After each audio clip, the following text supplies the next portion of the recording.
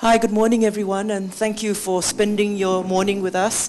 I trust that you found Thorkil's sharing as exciting as I have. It's really planted so many ideas. There is just so much potential for us.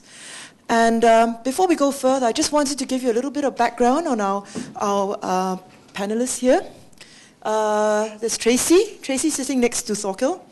And Tracey, as the workforce diversity leader for IBM in the Asia-Pacific countries, Tracey's focus is to create a culture of inclusion and equal opportunity to leverage and achieve the full potential of the diverse workforce.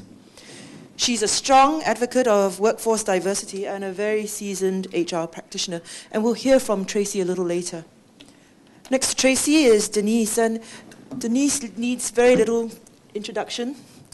She's known for her passion and tenacity in the social sector, in particular for her work in the autism arena. She's a member of parliament for Momen Kalang GRC, president of the Autism Resource Center, and supervisor of Pathlight and Eden School. And to Denise's left is Alvin. Alvin Ng is the managing director of Global Enterprises, Greater China, Asia Pacific, and Japan for Cisco. He has responsibility over Cisco Systems' largest global enterprise customers. Alvin describes his CSR's responsibilities as his night job. And he's passionate about infusing that sense of meaningful purpose amongst his employees. So we're very, very excited to have this panel with us and to just share. And I thought, the format will be this. I'm going to get each one of them to share a little bit on their take of their perspective, given what Thorkil talked about. And after that, we'll open it to the floor for question and answers. So perhaps, 5 minutes each for each person. So Tracey, perhaps starting off with you, with your diversity and HR background, perhaps you'd like to share with us, what strategies and policies have put in place and the challenges you faced. Okay. For IBM, our strategies and policies for specialist people and sort of what we call people with disability, a common term, is really around accommodation, accessibility, and attitude. Okay. In terms of accommodation, it could be a physical accommodation, as in the IBM offices. We provide special ramps, maybe braille reading on the elevators, and automatic doors, okay, to make sure that all employees can access the physical buildings in great ease. In the terms of accessibility, we provide, all the necessary technologies and tools to help employees and enable them to excel in the workplace. So examples is, for example, we have a software called JAWS, or Jobs Accessible with Speech, and especially innovated in IBM and provided for employees who are visually impaired so that they can also perform the job, And a personal experience is I recently just had a meeting, a teleconference with an employee in India. He was interested to work on my team.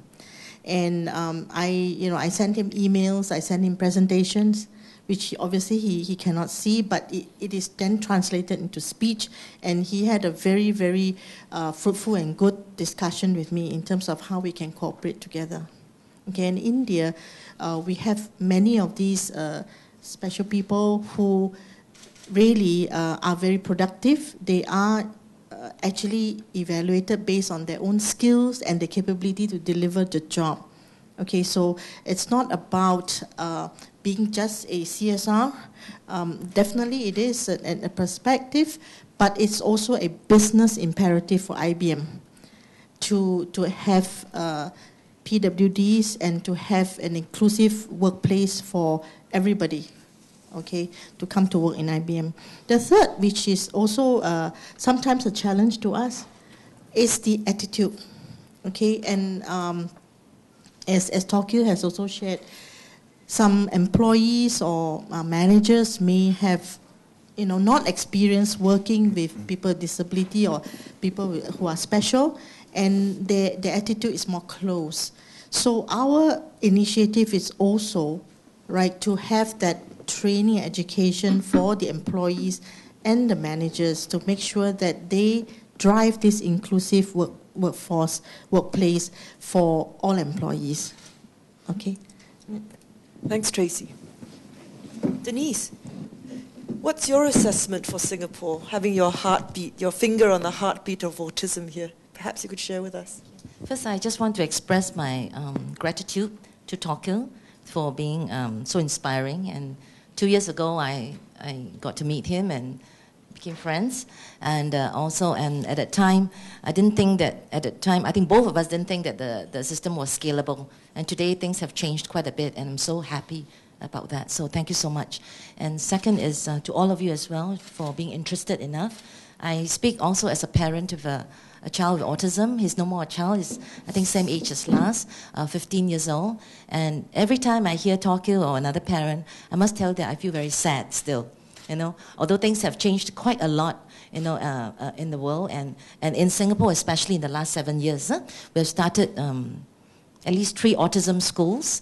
Specific autism schools. We are growing up with early intervention has got a lot more funding than before. Not enough, of course, everybody says that, and the schools are better funded, much better funded, and the Ministry of Education is a lot more interested. And of course we have to continue to raise the bar to provide better skills, better quality in early intervention and the schools, whether be they mainstream or special schools, because that's the pipeline that will provide the workforce that Thorkil has been talking about. And also for the less able, who are not so cognitively able, they will also provide that workforce that Singapore also needs. And as we grow, so I speak as I must say I speak as a slave also, because every day we are struggling in the schools to make sure that things go on well and to make sure that everything that the mainstream has, the children in special schools, not just the autism schools, that they get to have as well as Singapore citizens. But as we grow with the children, we also realize, and as we come into contact with the adults who did not have an appropriate education when they were younger, we are seeing so many of them, talented, like what Thorkil say, intelligent, but facing so much difficulties in the work life, socially expected to be appropriate, and coping with changes that happen all the time, people talking all the time to them and changing their minds all the time. These are all the challenges that they face, and many of them cannot work or do not work, or in fact work make them, if it's not accommodated, work makes them worse, actually, and we see so many of them. And as we grow with them, and as we move, our charities are moving into services for the adults, both for the lowest functioning and for the highest functioning, both. We are facing challenges, but challenges that are good problems, I would say, looking into these different models. So I just want to say that's the situation in Singapore. I think we've started to really move in the last couple of years into services for adults, and work definitely is a space that we look at, and work to me is important because work, like for you and I, work is dignity, work is meaning, and when you don't work and you keep on stretching your hand out to beg for things and funds, it's not dignity at all. I don't think our people deserve that. So that's one. And we're interested, I think Thorkil has shared about high-functioning autism. And that's a space that I think it's very valuable, and we need to do that well, and I thank YMCA for that, because that's a space that I truly know that people with autism, Asperger's syndrome, can contribute for sure. When we started the school in Pathlight, although they were supposed to be able cognitively, nobody believed that they can handle a computer. We did not have a single budget for computers. And those of us who were around just donated different color computers and so forth. But in the first month or so, one of my students in the secondary school actually cracked the password and got into our system. And that's when we started, we need to do this different from, special schools or mainstream. And we focused a lot now in Pathlight. We have 4 computer labs on IT, a design studio, and so forth. And we believe that we'll be able to build that workforce to prepare the pipeline, in addition to those people who are already out there who needs even more help for preparation. So that's one.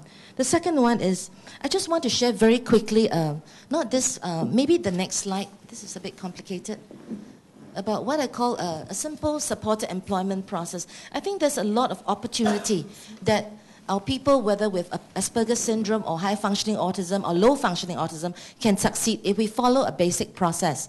And this is a process that I learned from my mentors also in the world global autism community, starting with, of course, there are tools under each of these, but the main thing is that if we can cover a proper system, a structured system of supported employment, starting in needs assessment, then employability training, which should be provided for by schools if they are in school, but if not, then we have to provide that when they are adults. Okay, employability training in soft skills and in the professional vocational skills. And then moving on to proper systems in job matching and placement, including preparing the work site and the employers and the colleagues and the bosses and the peers. And then moving on to job support.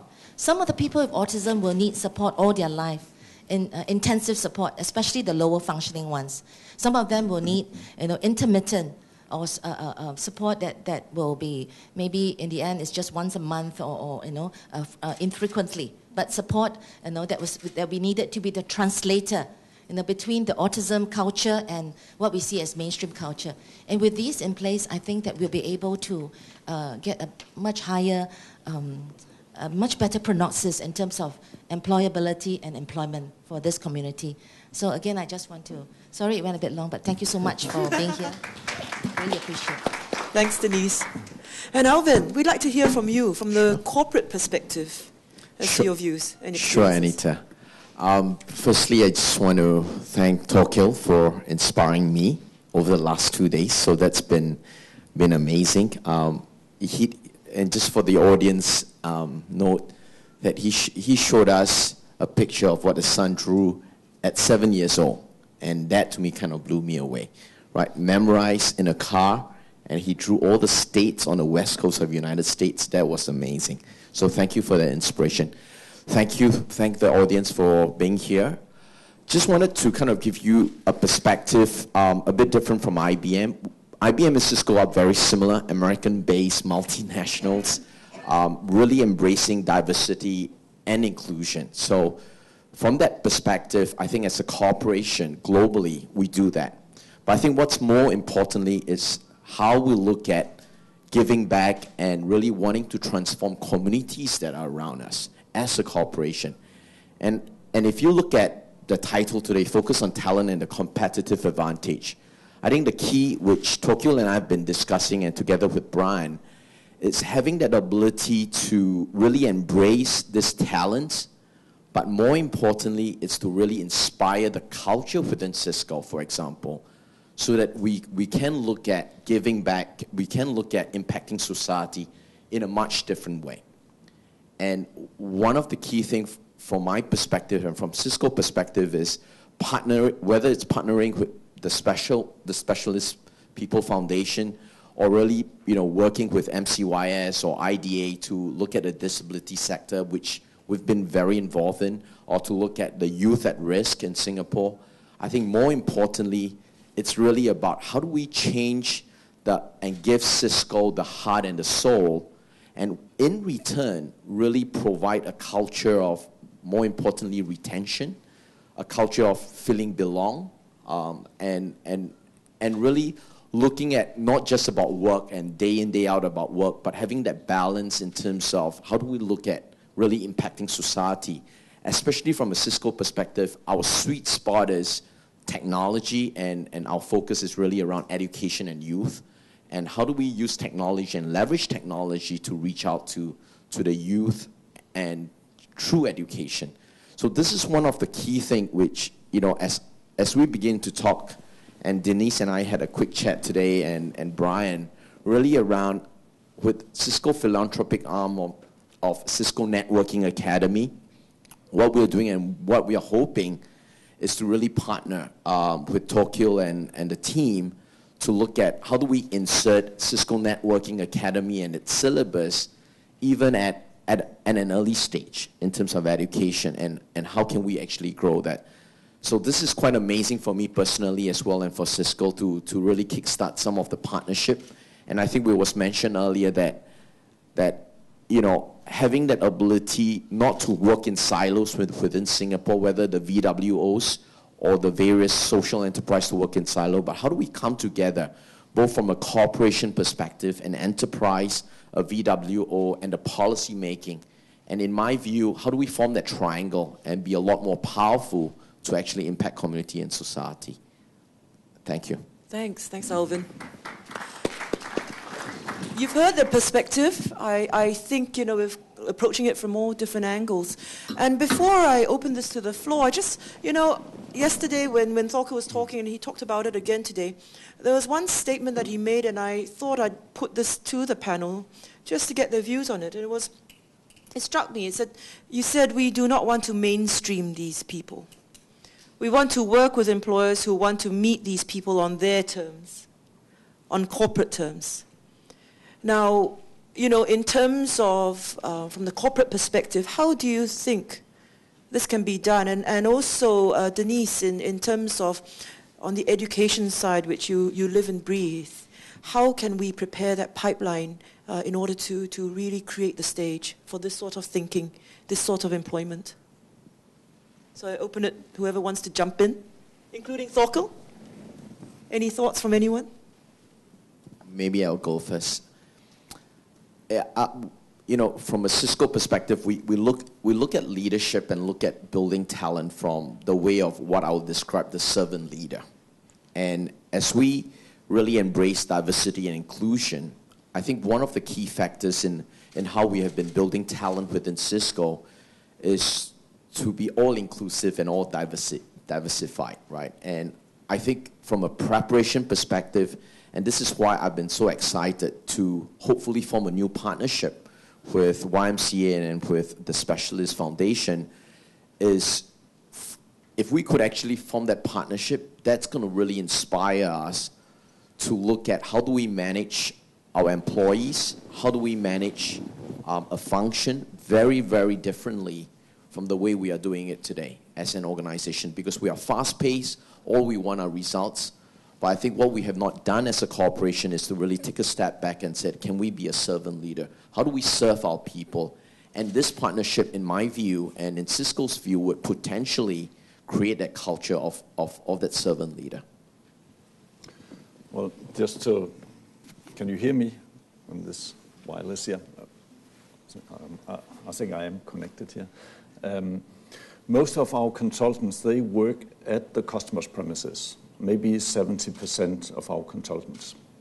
So we have managed to kind of set up a virtual Specialisterne environment at the customer side.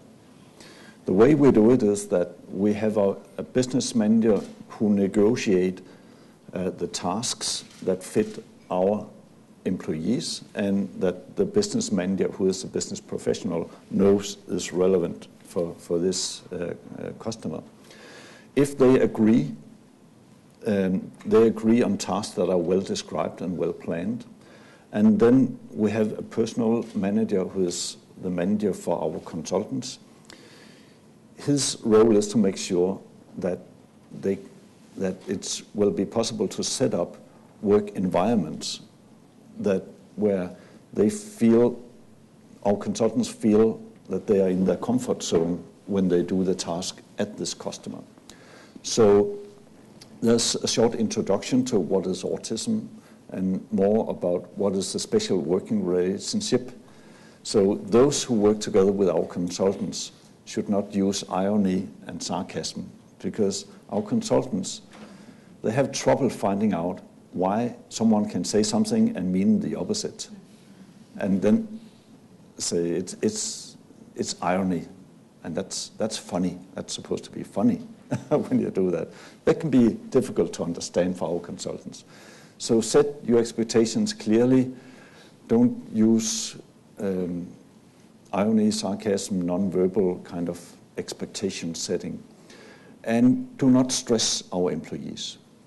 And that may be the biggest commitment we'll ask our customer to do. Don't stress our employees.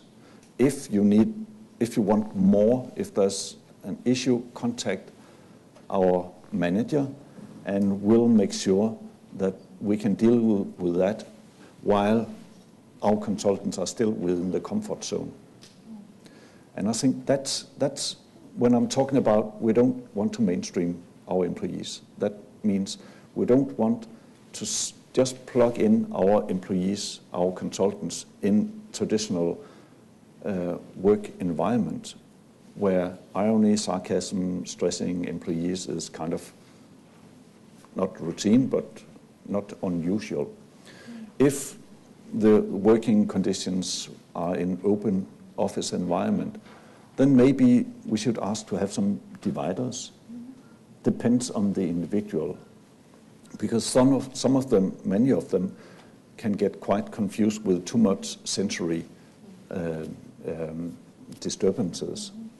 If so, we need to set up dividers or find a quiet corner or another room or something like that. And that's what we ask our peers at the customers to commit to, because the competences can be very active and they can be very passive.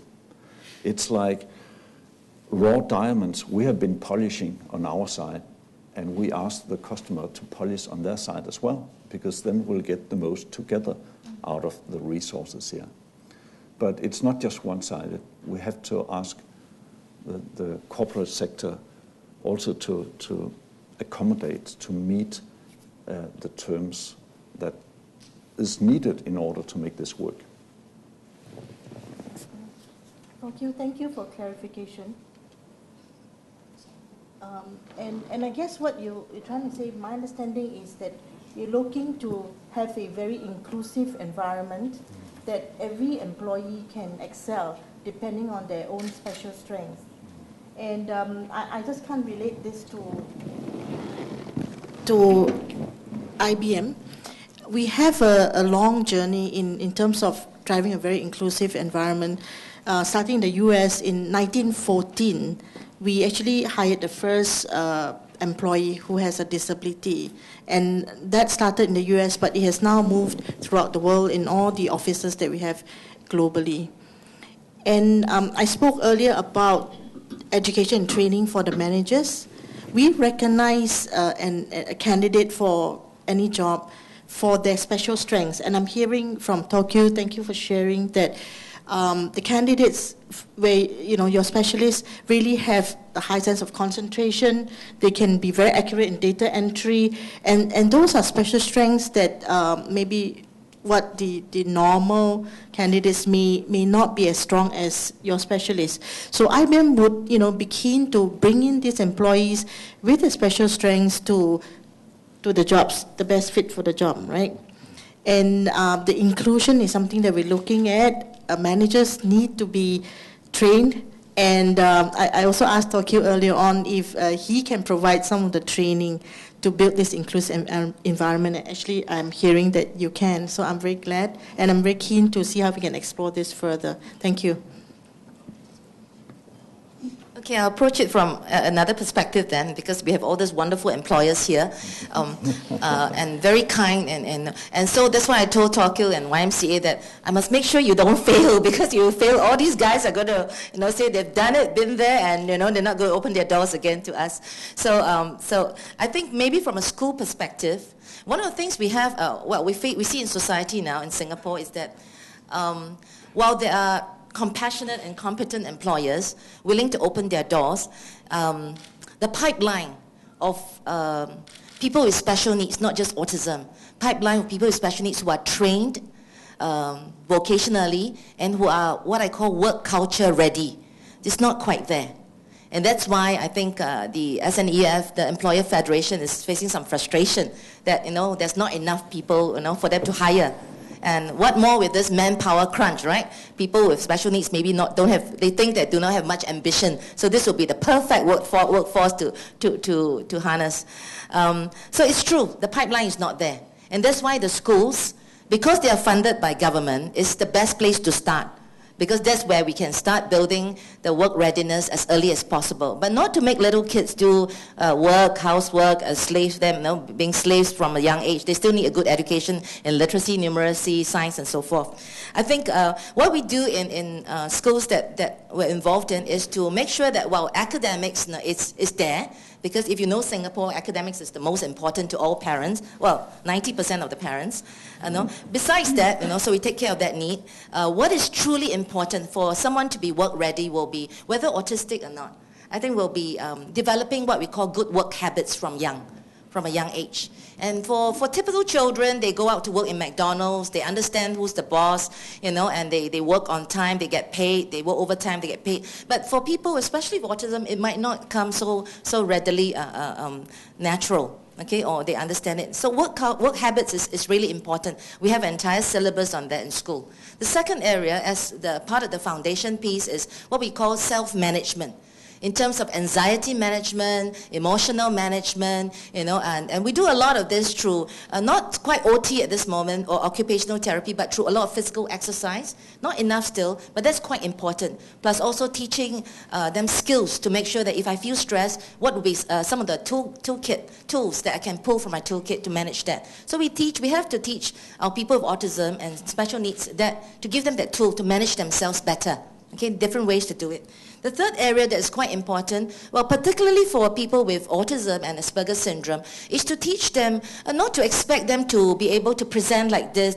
I think some of them will not be comfortable, or to make sure that they memorize your name, look you in the face, smile at you, and to make sure you feel comfortable. Those are quite high-level social skills, and we teach them at least basic, what we call functional social skills, greetings, how to make a friend, if you want to join in someone, what do you do, and basic communication skills as well. So that is what we call, in school, we call the basic foundation, to complement all the academics that everybody wants. So that's important. But as we work with the adults, we found that, and as we go on to the 17, 18 years old, and now we're working with adults in the 20s, not in school, but in our other charity service, we found that what's missing in a lot of this, besides those foundational skills, is we need to work to make sure that they have stamina and also speed. And that's possible. If we focus, we found that as long as we focus on these areas, our people can work and will work.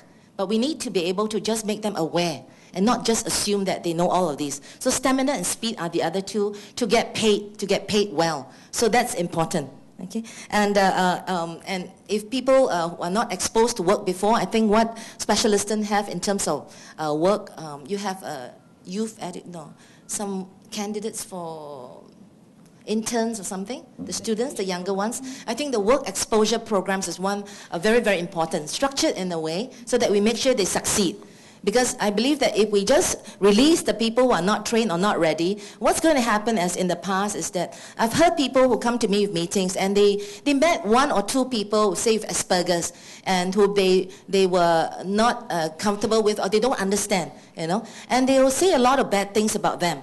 And they go around saying it many times throughout their life, And I think that's really unfair. So I believe that we should prepare them to be fair, prepare both sides. And so the preparation need not be a rocket science thing, but it's important to prepare the workspace. It's important when the folks are still young or they've never worked before to expose them to programs, stints at workplace, but in a little bit structured way to make sure that they succeed and make sure, like in one of your case in IBM in Denmark, that they are welcome and they are employed and as a result of that stint. So that to me is very important. And the last concept is really something we're trying to advocate in this part of the world, is the concept of a job coach. In some parts of America, there are job coaches, and a couple of them are with me this week here, where the coaches are there to translate the autism culture, what's needed, and it can be very not quite a lot of work. It can be a lot of work depending on the functional level. But this is a pool that will be quite useful, so that the employers will be more ready and more not you actually. The bosses make all the decision about being, inclusive. But it's the people on the ground who suffer, who have the baby. Some of them have to babysit if our folks are not prepared there. So I think the job coaches will help to translate the culture, our autism culture, better, and make sure that our folks can really work out there and be very successful, and their potential potential, it is maximized. So these are just some thoughts from the education side. Thanks a lot. I thought at this juncture we'd open, questions from the floor. All I ask is that please come up to the mics to ask your question. Please introduce yourselves, where you come from. And if you have that question specifically directed to a person, please say so. If it's a general one, then everyone will just chime in. So, are there any questions? Yes. Hi. Thank you, Mr. Thorkil, for the presentation. I think my questions is Sorry, more where are direct. you from? I'm from Insight Consulting, so I'm going to elaborate a little bit more now. My question is more directed to you, and it's more of a holistic thing. But let me explain the rationale of my questions as well. I'm a business psychologist by training, and 6 months ago, a friend of mine approached me and said, "Honey, can you help with integrating my psychological clients back to the workforce?" I took it as a personal challenge because I thought that since I work with organization in terms of selection and recruitment, I thought maybe it's something that's a different level altogether. And in the last 6 months, I attempted to understand the culture of the workforce and also the culture of the people whom I'm trying to interact with as well. They are not only autistic people, there are other forms of mental disorder as well. My question to you is, what are the critical success factors that you have seen that makes your foundation so successful to trying to integrate? I tried to understand some of this, and one of the things that Denise brought up was job coach, which is the ability to help the clients integrate back to the workforce and trying to help the people in the workforce to understand it. But to you, what other things do you see that I think will be important? Because as I try to integrate some of this back, as I work with this friend of mine to integrate the psychological patients back to the workforce, or in the words they use, psychological clients back to the workforce as well. Well, I think I started out from the autistic perspective because of my son. His high functioning, he does not have Asperger's syndrome, but infantile autism. And I met a lot of capable, and I do not forget the lower functioning, but we have to make the high functioning pave the way and see how far can we get. But I also learned that, my goodness, there are many people who do not feel comfortable in the workforce. Not because they're not intelligent, not because they do not want to, but because our labor market has been so rigid on setting a norm and sticking to that norm.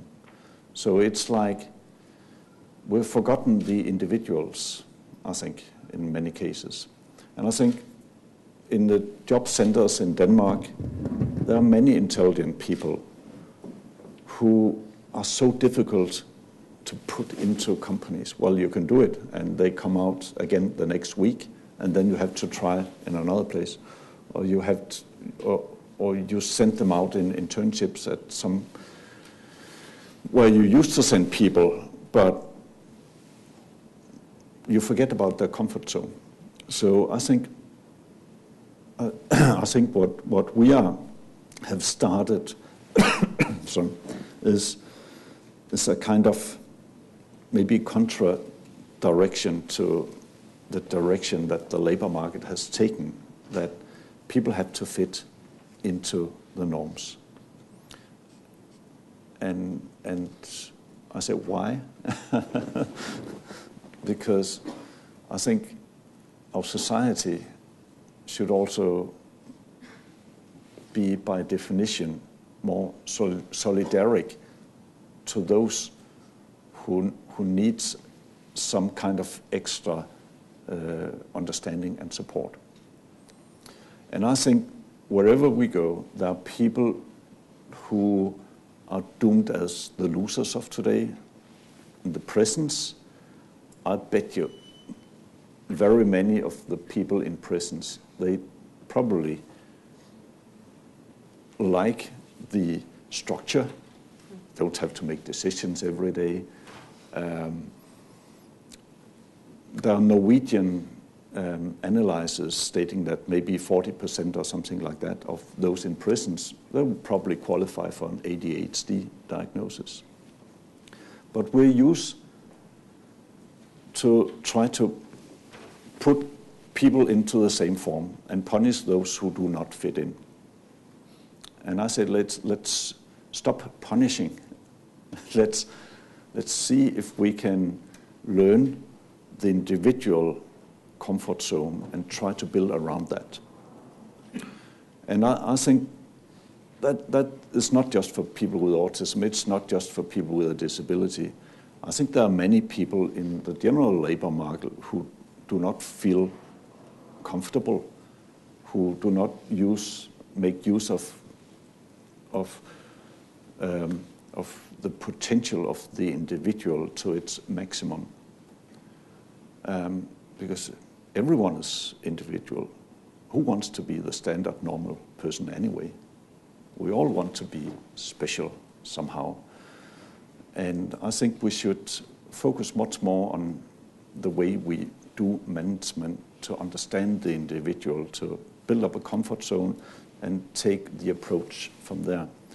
Because we can bring in joy of work, and definitely if we can bring in some of our people, what we experience from Denmark today and Scotland and Iceland is that we bring in joy of work in many tasks that is hard for mainstream companies to motivate their own people to do. And with joy of work comes quality, and with joy of work comes, it has a positive effect on the department where they work. And we get a lot of response also from the managers that we are working with at the customer saying that. I learned a lot, they say, by working together with your employees, by having to set my expectations clearly, make sure that they are comfortable in the work environment, by making sure that they know who to ask if there are questions, by paying more attention, are they comfortable? And they turn around and look at their own employees and start using the same kind of care and consideration and extra attention. And the employees love it. So I think this is all about good management. And then it doesn't matter if it's an autistic person, if it's a disabled person, or if it's a person within the spectrum of normality. So I think it's about good management. It's about stepping back and saying, okay, the traditional model does not work. So how do we assess the comfort zone, the potential? How do we make sure that this person fit with the task? The traditional companies, they define the market, what tasks to be solved, and then find the employees to solve them. We find the employees and find out what are they most capable of, and then we find the tasks that fit them. So I think an advice for you could be step back, look at the persons you're dealing with from another angle to see, do we give them a fair chance? Are they regarded as weeds or as herbs? And how can we emphasize the herb perspective if they're not regarded like that today? Thanks, Thorkil. Yes, there's another question.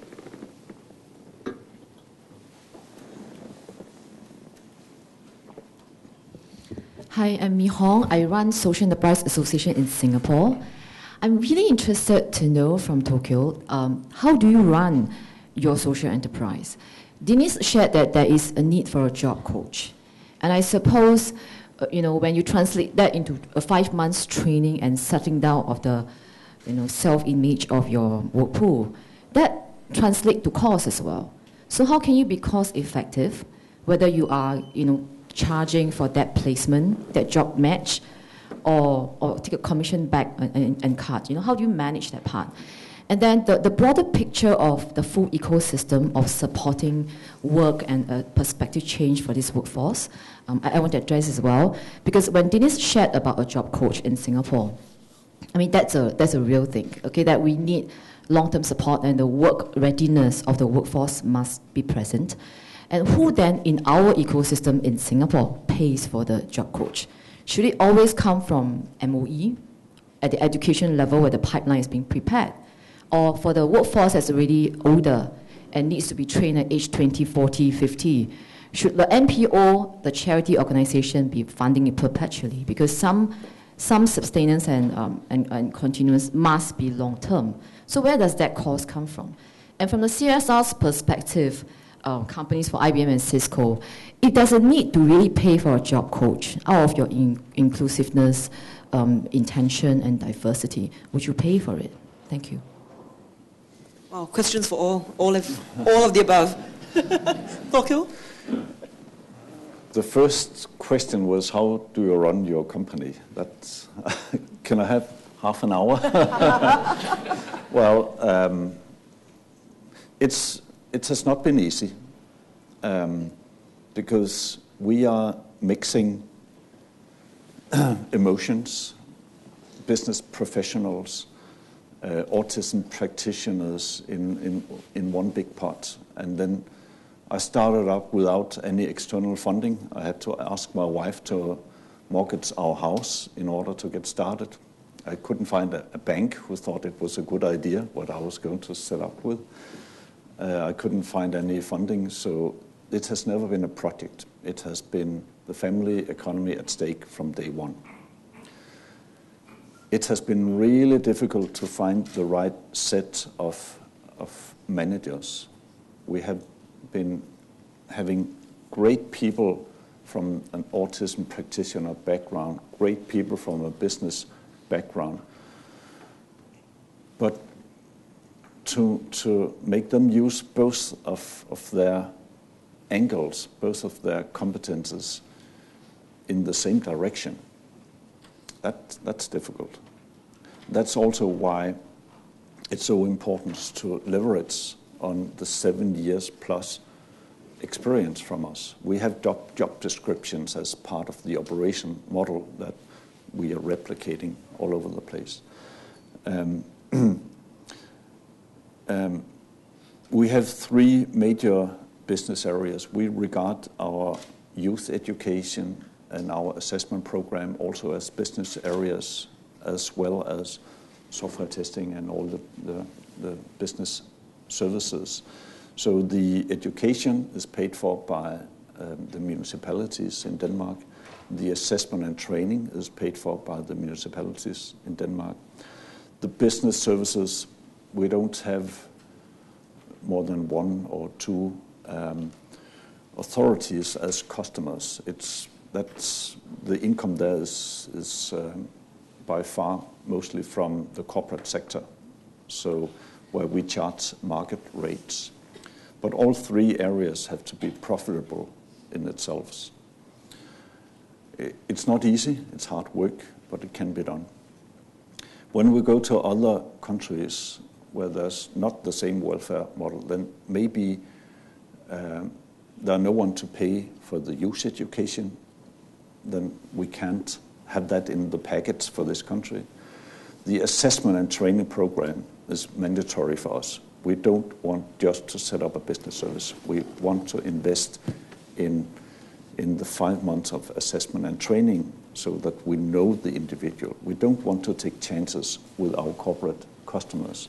It can take 5 minutes to break down a working relationship that it has taken 3 years to build up if we take chances. We guarantee that we solve the tasks. And then the corporate sector have 2 options. If they want to get access to these competences from our specialist people, 1, they can buy consultancy services from us, and it's our responsibility that the task is being solved. Or they can ask us to train them so that they can employ and manage the person themselves, and then we can do mentorships. But then they become employees of the customer, and of course it's their responsibility that the task is solved. So we have personal managers, we have business managers. I have a CEO of Specialisterne who has a son with Down syndrome. Very big heart, but not a son with autism. For me, it has been really difficult to take rational decisions because I cannot say no. I say yes all the time. And I can see a part of my son in all of them. So it's important that there's a person who's not me who makes the decisions. In the foundations, I've hired a CEO as well. He has a son with Asperger's syndrome. Has a broad international career so far. But it's very important that this goes from being a parent initiative, an entrepreneurial initiative, to go to an operational phase company where we make rational decisions. They are damned hard sometimes, but we have survived for 7 years, and we have made probably all the faults that you can make, and we'd like to pass that on to the next ones who started up. I think the other question was really about the ecosystem. Who's going to foot the bill? Views on that from the three of you? I think there are some models. Of course, Bihong, you run social enterprises, right? Yeah, and social enterprises, unlike what most people think, are actually it's the most difficult business to run because you need to have two bottom lines. One is financially you have to be viable. The second one, you have to have some at least social impact in terms of a number of jobs created or for a certain, or you channel some of the funds somewhere where it's for society. So I think that's most difficult. I've seen several models in action. Of course, in Singapore, what I really feel, because I like to use government money as much as possible. Are there any government people here? Okay. Okay. Oh, I'm not fully government. Well, I wish they were. Because it takes quite a long time, right, to assess and make that decision to say yes. But it also takes quite a long time to say no, to change their mind. So I like to use government money because I think it provides stability for the people who are in our team, and that's important for us. Okay. So I would say that schools are the place where I think a lot of these work habits and job skills should be built as much as possible. And if we can train them up to 18, we train as much as possible, educate them. If we can keep them until 21, some schools can, we train them as much as possible as well. And so schools will be the best place to build some of these. In special schools, I think we're trying to do that, okay, at different rates. And I think it's currently not done in mainstream schools in terms of work habits and so forth. So that's something that is a gap in our society. But schools is one funder. Now, what if they are not, and they didn't have a chance to go to school and they're already in the workplace? I think Anita would know very well, the Open Door Fund is one way that MCYS, the government, has tried to, I think they're making adjustments. The first version didn't quite work, and currently there's Open Door Fund which allows employers to accommodate or make modifications to the workplace, including some form of support, at least for the first year or so, for coaches, for accommodations, and that's where employers can apply. But beyond 1 year, we know that also there are people with special needs in the workforce who need support all their year, all their life.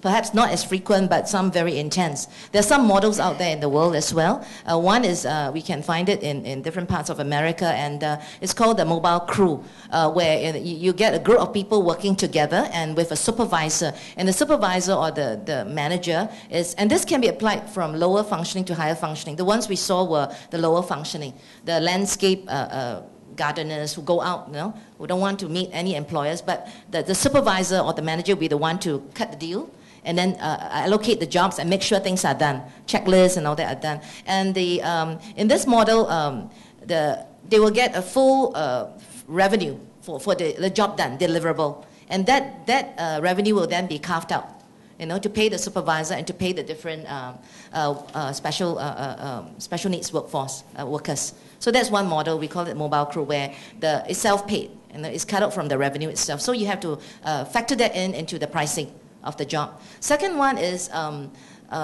where maybe companies, the big ones, where you actually have supervisors already, natural managers who are in the jobs, and you coach them in special needs and they have special interests. For something like autism, you have to be called into it. You don't just fall in love with autism. You must like it, and you must find it very funny, that they're so innocent and sometimes, pure. And so you must have supervisor managers who like that, who like people like this, and if not, they'll find them very irritating, okay? But they're not. Actually, they're the most innocent people, most honest people in the world, And so you must find supervisors that way who will then be willing to learn more, to appreciate that specific disability, and they can then be the natural coaches within the system, and you may not have to, and if it's trained well, train both the supervisor and the workers well, it may be one of the most productive teams that you can find in your company. That's one so that's possible, and to do that, you can work with people like Specialisterne or other people like. So that's possible. Then another way to also pay for it is what I saw in parts of Australia, where although there's minimum wage, one of the organizations I saw when they place people with autism out, they actually do a calculation of what's a benchmark on what the productivity rate is. For example, how many softwares are tested, or how many clothes are folded, or how many, it was a laundromat, big laundromat I saw. And so if there's a benchmark on what the market rate is, then that can be, if the people with special needs are less productive, then they can be paid also according to prorated productivity levels. So I saw that as well, and it seemed to work, and it seemed to also open door for employers who are willing. But you have to be careful with that model so that it's not fully exploited. It can be abused and exploited. But that's one way that we're looking at it now. Currently, we're training some people to do more blue-collar jobs in some of the work that we're in, and we found that works quite well. If you can only wash 5 plates in a minute where somebody else could wash 10, then we don't pay half, but we pay a little bit less, and that's useful for that person. At least he gets to come up to work. And the doors are a bit, the employees are more lenient. So the different ways of funding it, I don't think we have the right model yet, but I would say that with some innovation, some brainstorming, and some appreciation for the special talents of the people we work with, I think it can be done. I'm very hopeful about that, very hopeful. Just perhaps we could hear from Alvin, because we're running short of time, unfortunately. So perhaps, Alvin, I'll leave you with the last word. Okay, just wanting to be creative, and I'm speaking from the perspective that we've just done this with Thorkil in Denmark, but more importantly, as we have this partnership in this part of the world, I think one of the key areas is very simple. If there's a task given, it needs to, the cost, whether there's a job coach that comes with it, it needs to build into the cost, and we'll look at it. So to me, that's one way of addressing what Denise has said. I think the second way of looking at who funds the job coach, within Cisco, we have, there's about 60,000 of us globally, and we actually leverage technology. What we do is in our directory, we actually tag our passion and what we are good at. So we have parents that can sign language, right? We have people that have autistic child. So we can actually identify it through our directory, like the way we identify it through Facebook in an enterprise level. And we can actually pull and really get all these people out and said, could you be the coaches, the job coaches for this particular group of people? So using technology, number one. Number two, having that video and collaboration technology where if they're not located in Singapore, that doesn't matter. Can we have a coach that's located 50,000 miles away, but having the ability to have an immersive experience through technology?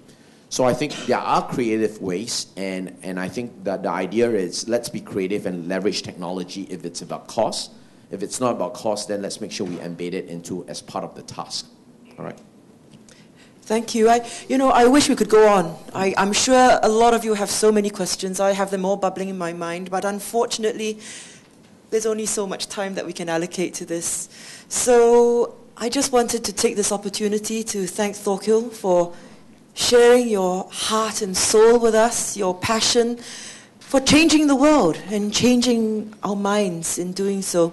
And for Tracey, for Denise, and for Alvin, thank you, because I think it's with three of you and the others of you who think in the way, it will make our journey here in Singapore exciting and a little less difficult. Thank you so much.